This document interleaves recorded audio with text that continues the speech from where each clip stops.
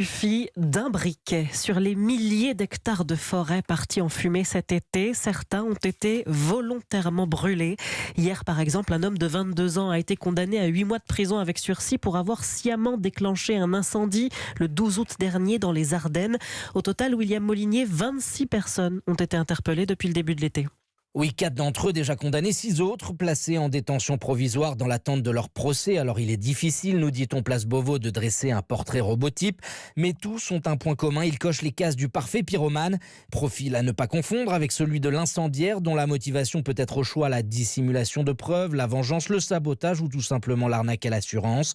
Non, le pyromane, lui, n'a pas de motif criminel particulier. Il est bien souvent inséré dans la société, discret sans histoire, nous précise une source policière, mais il est fasciné par les flammes, un comportement déviant, à l'image de cet homme de 44 ans arrêté par les forces de l'ordre en Ardèche à la fin du mois dernier. Dans l'Hérault, c'est un pompier volontaire qui a reconnu avoir déclenché des incendies. Il a expliqué son geste, je cite, par l'excitation que les interventions de ses collègues provoquaient chez lui. Les pyromanes font généralement des repérages, les lieux sont bien choisis, bien étudiés, tout comme le mode opératoire.